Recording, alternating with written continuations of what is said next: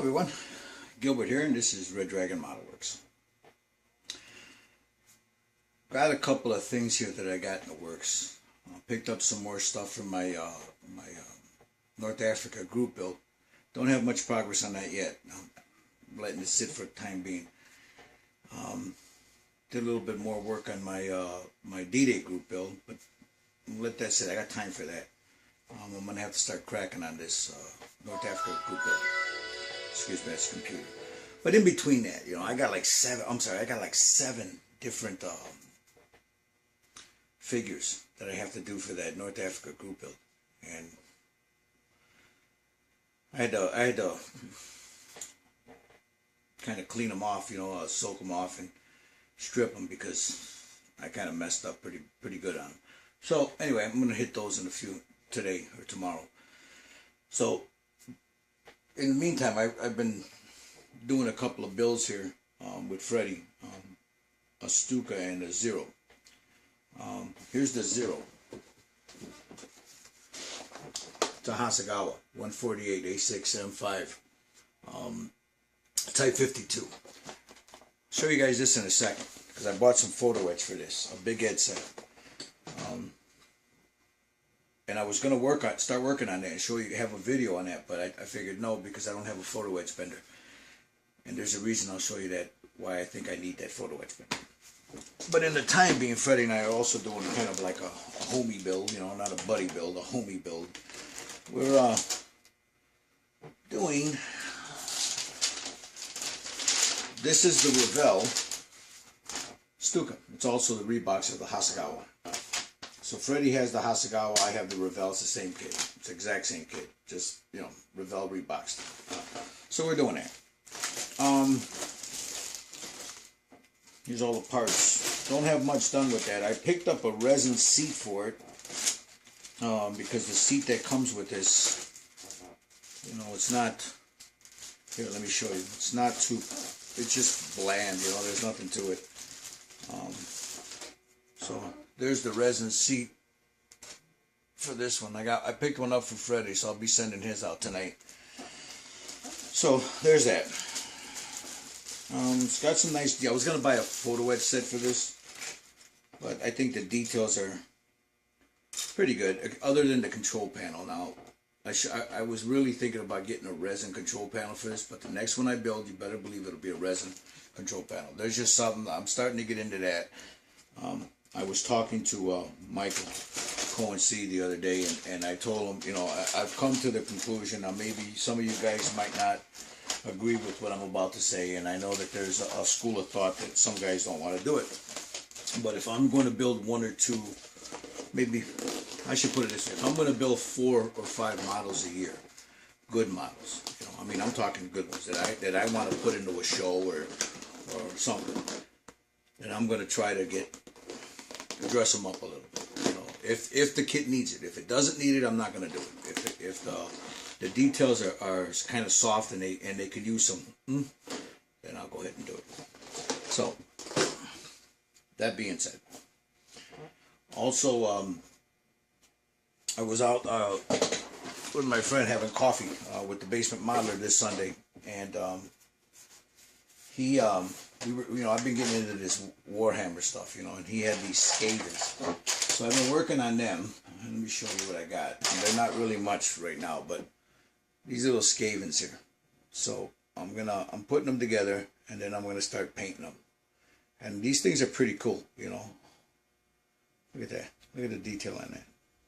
I think these things are really awesome. And then you got this guy here. I don't know what the name. I have to just put this one together. I have to figure, do a little bit more research on who these guys are and what they are. But as you can see here, I was putting them together. I got a little Mr. Surfacer 500 in there. I'll have to go in there and sand that down because there was a pretty bad seam line. Some of these you have to go in there and clean them up. Because they got seam lines in there, but they clean up real nice. So he also basement modeler. Thank you, Baltazar. He also hooked me up with this. And if you look in here, it has the characters that are in that box, these Skavens. So, and it kind of gives you an idea how to paint them. If you look at like here, Kind of gives you an idea how to paint them.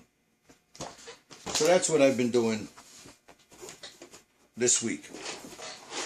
Also, let me show you guys something. I'm gonna flip this around. I want to show you guys this. Got this for my birthday, for my kids and my wife. It's an Infinity. It's a CR Plus Infinity. Let me aim this down. I'll show you guys this in a second. I'll have to excuse my bench. She is a mess. Infinity comes with a little booklet right here.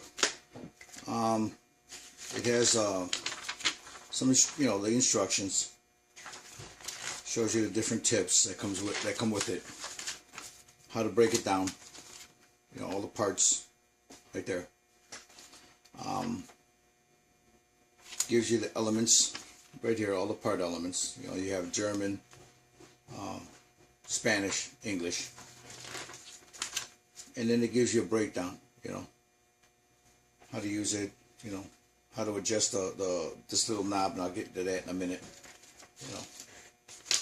Gives you the little functions. How to use it, how to clean it, how to take it apart,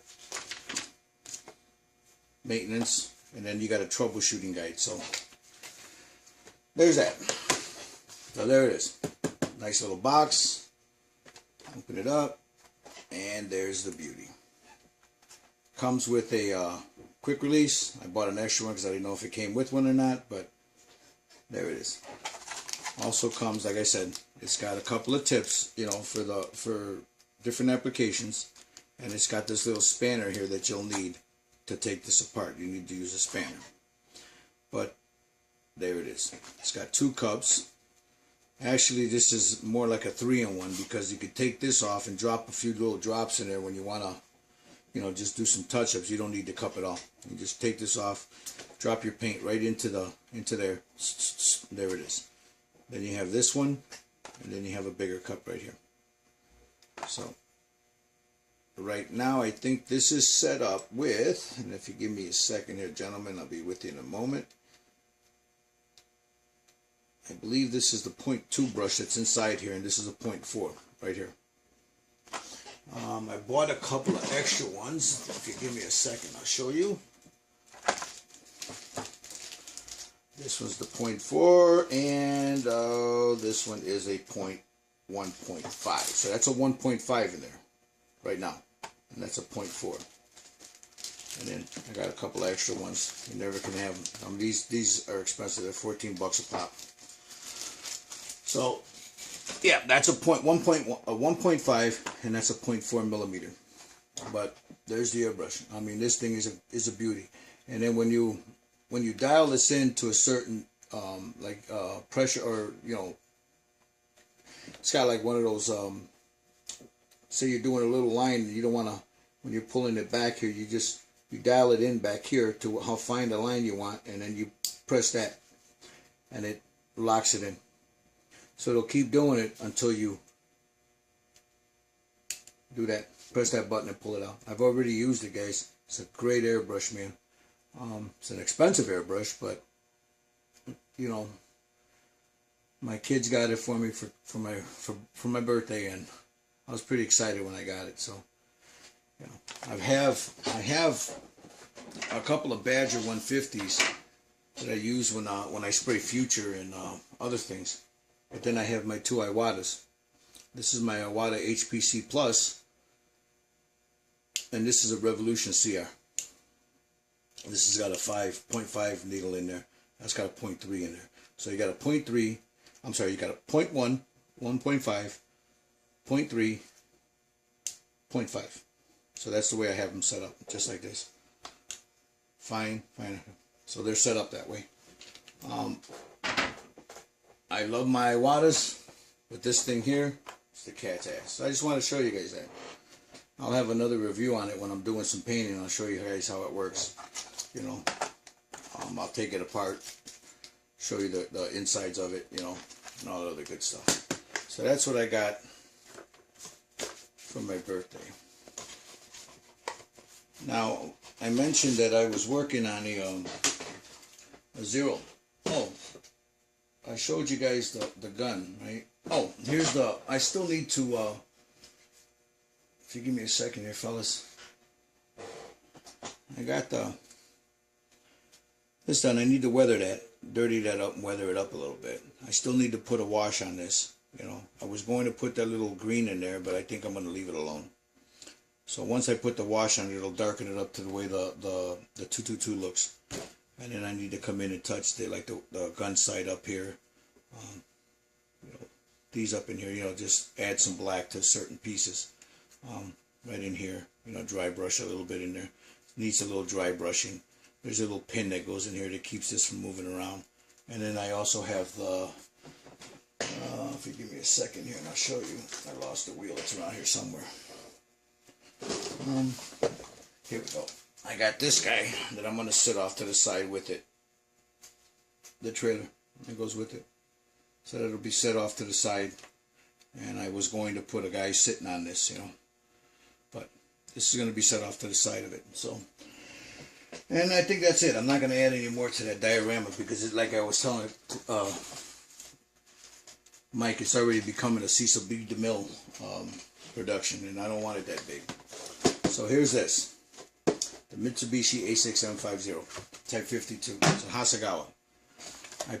I got this seat here from my friend Baltazar. He wasn't using it. It's a little resin jump seat. It's got the holes in there, the lightning seat. And that's going to work really nice. Just mocking it up at the time being. It's a nice, you know, detail to that. Just mocking it up for the time being. I'll show you guys all that in a little bit. I haven't gotten around to really building it because I'll show you why. I picked up some goodies for it. I have the landing flaps. Flaps for it. Now, I don't want to attempt to bend these with a tool. I'm going to get a from UMM USA. They have a nice little metal photo etch, but I gotta wait. It's like $40, so I have to wait till the end of the month or maybe beginning of the month to get one.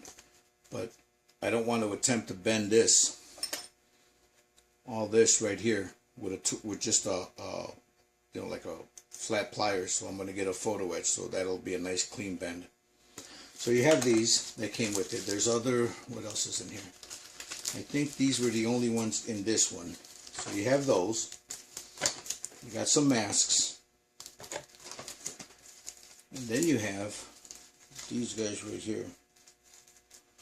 I can get it out.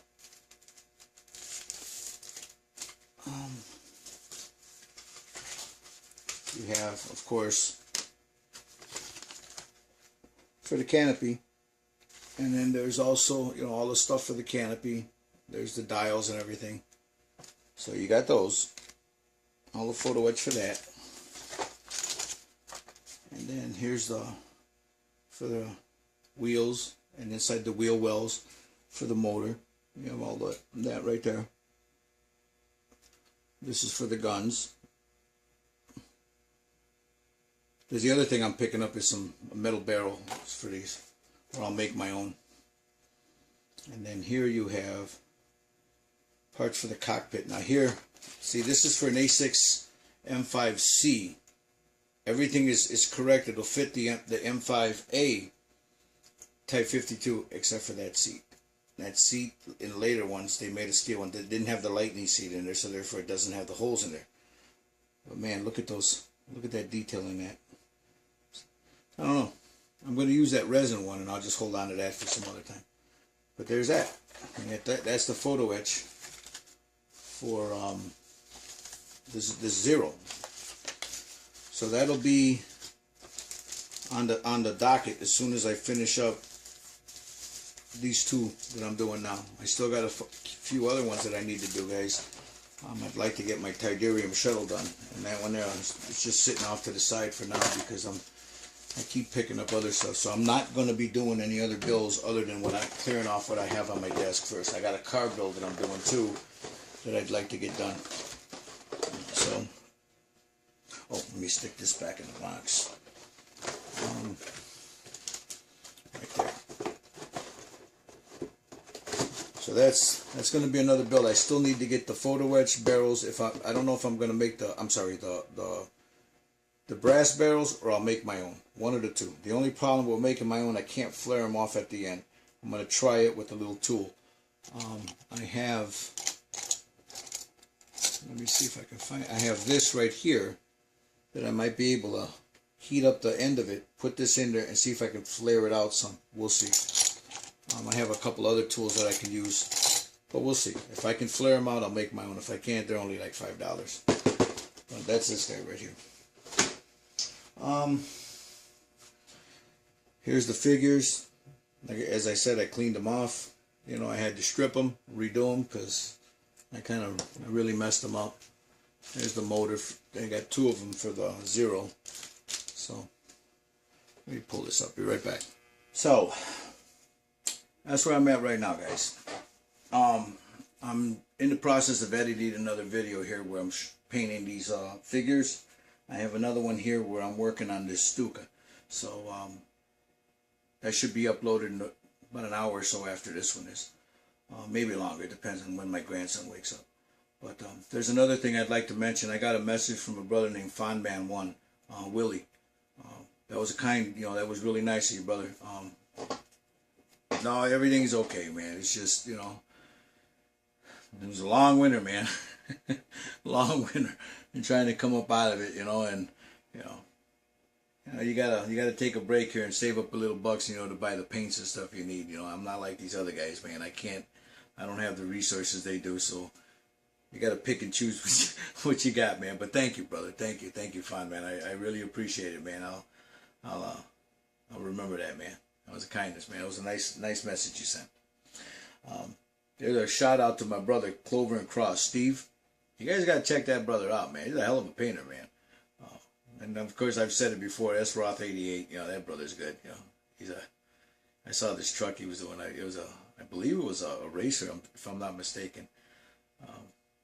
Man can paint. You know, so those 2 brothers, you know, S. Roth 88, Clover and Cross. That's Steve. You know, go check them brothers out, man. They're pretty decent, man. You know, pretty decent guys. See if what else? There was something else I wanted to remind you guys. I keep forgetting about it, man. So. I guess it doesn't mean much anyway. So, anyway, there'll be another video up after this with this Stuka, you know. So, stick around for that. Until then, man, it's Red Dragon saying peace, brothers. You enjoy your day, man. Talk to you later.